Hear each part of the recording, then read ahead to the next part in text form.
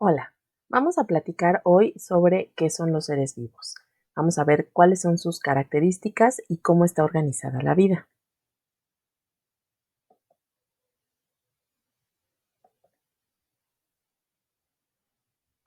Cuando hablamos de seres vivos, lo primero que nos preguntamos es ¿qué es la vida? Pero es una pregunta complicada porque podemos verla desde diferentes disciplinas y las respuestas pueden variar. Sin embargo, un ser vivo nosotros lo podemos definir como un organismo complejo que realiza una serie de actividades como nacer, crecer, alimentarse, reproducirse, relacionarse y finalmente morir. Pero, ¿cómo podemos identificar a un ser vivo? Bueno, pues existen una serie de características que nos pueden permitir hacerlo. Y que a continuación vamos a platicar una por una. Son estas que te muestro aquí: estructura y organización, presentan un metabolismo, presentan homeostasis, se reproducen, crecen y se desarrollan, presentan una característica que se llama irritabilidad y también se adaptan. Vamos a ir platicando cada una de ellas. Para empezar, tenemos al metabolismo. El metabolismo lo podemos definir como el conjunto de procesos por el que los seres vivos transforman y aprovechan la materia y la energía para realizar todas las funciones que llevan a cabo. Estas reacciones se llevan a cabo ayudadas por enzimas, que son catalizadores químicos que hacen que las reacciones puedan llevarse a cabo en las condiciones dentro del organismo de los seres vivos.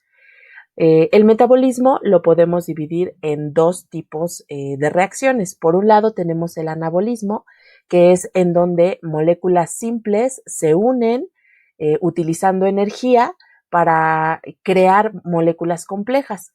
Y por el otro lado tenemos al catabolismo, que es el caso contrario, donde una molécula compleja se descompone formando moléculas simples y que libera energía en el proceso. Entonces, obviamente esta energía es la que los seres vivos utilizan para sus funciones. Después tenemos la homeostasis. Homeostasis es la capacidad que tienen los seres vivos de mantener el equilibrio biológico al interior por medio de algunos mecanismos, independientemente de las variantes externas o internas de los mismos. Este proceso de homeostasis o este mecanismo se lleva a cabo a través de un estímulo, un receptor, un centro de control y un efector, que es el que va a llevar a cabo digamos, las acciones de compensación para la acción que se está realizando. Por ejemplo, en el caso de cuando hace mucho calor, cuando la temperatura ambiental es muy alta, ese es un estímulo que reciben nuestras células nerviosas del cerebro y de la piel, y que lo mandan el mensaje al centro de control, que en este caso es el centro de termorregulación en el cerebro, que por su lado también manda un mensaje a las glándulas sudoríparas, que en este caso serían el efector, para que produzcan más sudor y el cuerpo pueda refrescarse y la temperatura interna no varíe o no cambie demasiado, porque puede afectar al organismo. Entonces, este es el proceso que se llama homeostasis y que tienen todos los seres vivos. Después tenemos a la reproducción. La reproducción, pues, es un proceso biológico por el cual los seres vivos forman nuevos individuos que son semejantes a ellos y que, además de continuar la especie, también sirven para reemplazar a aquellos individuos que van desapareciendo eh, cuando cumplen su ciclo de vida, digamos. La reproducción está en todos los seres vivos nos reproducimos y está adaptada también a cada una de las especies. Así vemos que hay, por ejemplo, la reproducción sexual, que es cuando dos progenitores se unen para dar origen a un nuevo individuo que tiene características compartidas de ambos padres, o bien la reproducción asexual, en donde un solo padre da origen a un individuo nuevo que es idéntico a él, ¿sale? Ahí no hay recombinación genética. Y ambos tipos de reproducción son tienen sus ventajas y sus desventajas, que ya en su momento nosotros analizaremos. Después tenemos esta característica que es el crecimiento y el desarrollo. Nosotros sabemos que todos los seres vivos crecen, es decir, que aumentan progresivamente de tamaño hasta alcanzar los límites que son característicos para la especie de que se trata. Y este crecimiento se da gracias a la utilización de los nutrientes que se adquieren a través de los alimentos y de todas estas reacciones que nosotros ya mencionamos hace un momento en el metabolismo. Todos los seres vivos tienen también, además de crecer, también pasan por diferentes estadios del desarrollo. Tanto las plantas, los hongos, los animales, nosotros como seres humanos, pasamos por diferentes estadios desde que nacemos hasta que pues completamos este ciclo de vida y morimos. Todos los seres vivos comparten esta característica. Después está esta otra que también es muy importante, la irritabilidad. La irritabilidad se refiere a la respuesta o reacción que tienen los seres vivos a estímulos del ambiente externo o bien estímulos internos del mismo organismo.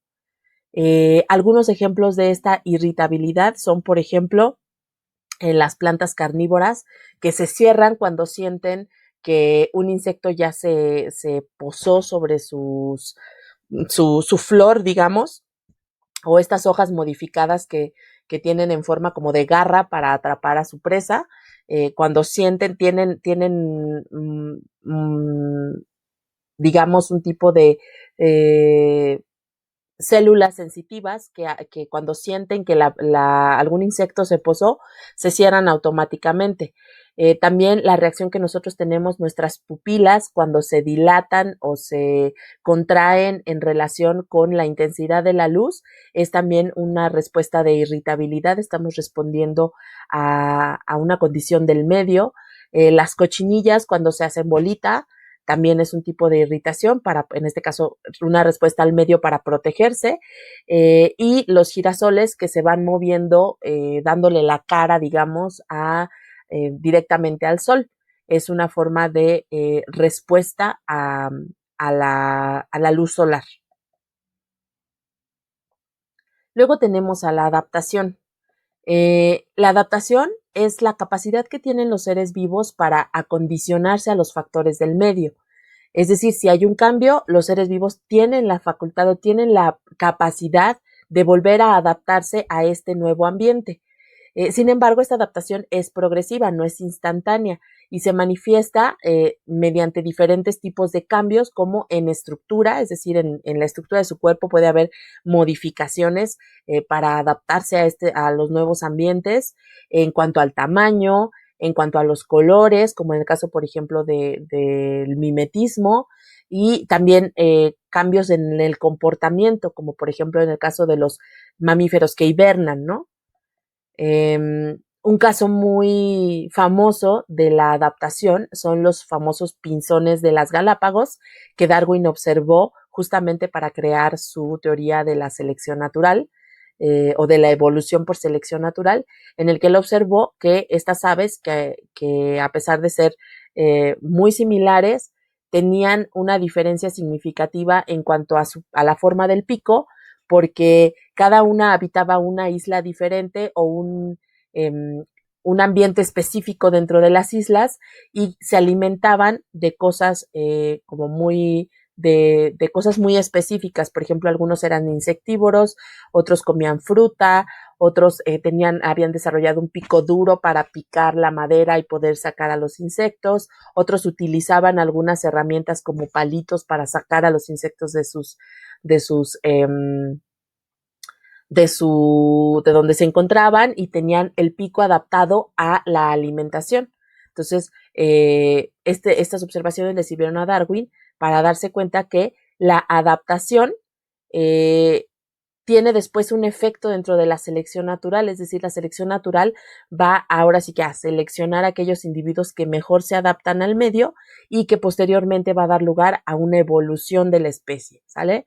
Estos pinzones en algún punto eran todos iguales, pero se fueron adaptando algunos de ellos se fueron adaptando a estas nuevas condiciones de alimentación cuando las islas se separaron, cuando los grupos quedaron aislados y la selección natural hizo que algunas de estas especies, las que se adaptaron, sobrevivieran, las que no desaparecieron, y posteriormente esto se traduce en la evolución en especies diferentes. Organismos que eran iguales se separan y ahora son diferentes. Recordando que es un mecanismo gradual a lo largo de muchos años. Finalmente vamos a hablar sobre la estructura y la organización de los seres vivos. Todos los seres vivos están formados por células. Y las células son la base de los niveles de organización, porque después las células se unen para crear tejidos, que después se unen para dar lugar a los órganos vitales, etcétera, etcétera, etcétera. Pero todos los seres vivos están formados por al menos un tipo de células. Esto nos da, de hecho, una forma de clasificar a los seres vivos dentro de tenemos a los organismos que son unicelulares, que son aquellos que están formados por solo una célula, como es el caso de algunos tipos de algas microscópicas, de los protozoarios, de bacterias y algunos tipos de hongos como las levaduras. Y por el otro lado tenemos a los seres pluricelulares, que son pues todos los que nosotros vemos a simple vista, los animales, las plantas, los hongos, las algas. Nosotros mismos somos organismos pluricelulares, donde muchas células se unen y más allá de que se unen, se especializan para cada una jugar un papel importante dentro de la organización del ser vivo.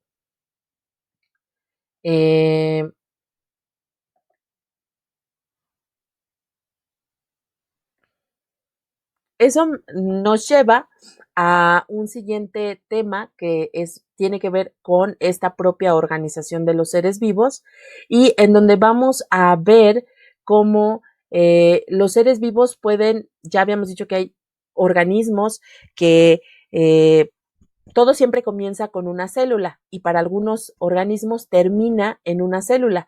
Sin embargo, nosotros sabemos y ya platicamos que en algunos otros organismos las células se van a unir para formar tejidos y que estos tejidos a su vez se unen para formar órganos que a su vez se unen para formar sistemas de aparatos y que terminan en lo que viene siendo la organización de un individuo.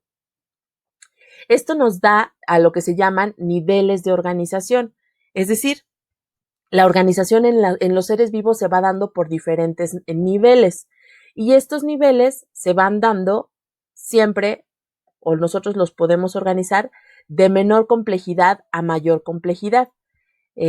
Nosotros hablábamos de que la célula es la unidad fundamental de los seres vivos, la unidad más sencilla o menos compleja de organización de los seres vivos. Sin embargo, nosotros podemos irnos incluso un poquito más atrás y hablar de átomos. Los átomos son los elementos más pequeños que componen no solo a los seres vivos, sino a toda la materia que nosotros conocemos y que nos rodea. Entonces, los átomos van a ser como la base de la organización también. Aquí no podemos hablar necesariamente de que hay vida dentro de los átomos, pero nosotros sabemos que los átomos pueden unirse para formar moléculas. Las moléculas tampoco son exclusivas de los seres vivos.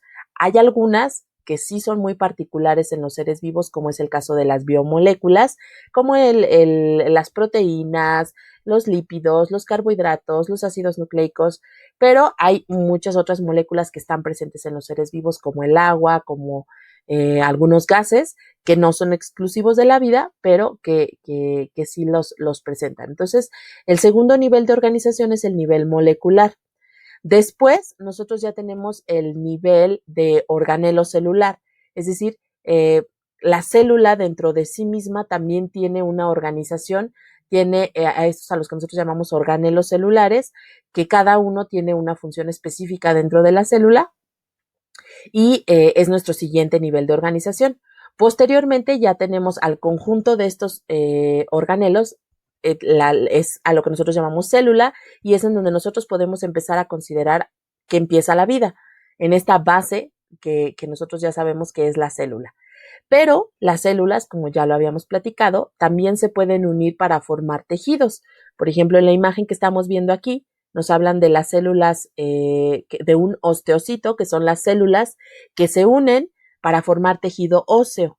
El tejido óseo a su vez va a estar conformando órganos, como en este caso son los huesos, pero nosotros así podemos hablar de cualquier tipo de tejido forma un órgano, o incluso varios tejidos diferentes se pueden unir para formar un órgano. Y después los órganos también se unen para formar los sistemas de órganos o sistemas de aparatos que en este caso, siguiendo el ejemplo de los huesos, pues se van a conformar o a unir con todos los huesos del organismo para formar el esqueleto o el sistema óseo. Después ya cuando hablamos de todos los sistemas que componen a un ser vivo, entonces ya tenemos ahora sí a un organismo completo, ya estamos hablando del nivel de mayor complejidad individual en un organismo. Estamos hablando del organismo como un todo, en este caso, pues un lobo. Sin embargo, nosotros podemos seguir aumentando la complejidad ya cuando pasamos más allá de estar hablando de un solo individuo. Si nosotros ya nos ponemos a hablar de, por ejemplo, una familia de lobos que vive en algún lugar específico, nosotros estamos hablando ya de un nivel de organización que se llama población. Las poblaciones también se unen para formar las comunidades. En las comunidades biológicas nosotros estamos hablando de son los organismos de una especie, perdón, los organismos de varias especies que viven juntas en un lugar en específico. Por ejemplo, aquí en la comunidad, en la imagen, nos hablan de que la comunidad son los lobos, más los árboles, más los conejos, más el pasto, más todos los seres vivos que están conviviendo juntos en este mismo lugar. Estamos hablando de la comunidad. Y después tenemos al ecosistema. Ya en el ecosistema no estamos hablando únicamente de seres vivos. En la comunidad sí, hablamos todavía solamente de seres vivos, pero en el ecosistema ya estamos incluyendo tanto a los seres vivos como a los seres inertes, que les llamamos, que son esos factores abióticos de los que nosotros hemos hablado desde que estábamos viendo los ecosistemas en la primaria, ¿no? El aire, el agua, el terreno, la temperatura ambiental, etcétera, etcétera. Cuando ya conjuntamos todo eso, los factores bióticos con los factores abióticos, estamos hablando del ecosistema. Y después todavía podemos llegar al nivel más grande de organización o de mayor complejidad, que es la biosfera o ecósfera, que es todos los ecosistemas del planeta juntos, porque al final de cuentas todos están relacionados de una u otra manera. Entonces, este es el nivel más alto de complejidad, la ecósfera o la biosfera, ¿sale? Todos los ecosistemas juntos de todo el planeta. Y, bueno, más allá del planeta, pues ya nosotros podríamos seguir incluso hablando del planeta Tierra, después hablamos del sistema solar, después hablamos de la galaxia, de etcétera, etcétera, etcétera. Pero nosotros nos vamos a quedar por hoy en el planeta Tierra. Y esto es todo por el video de hoy. Muchas gracias por su atención y nos vemos en clase.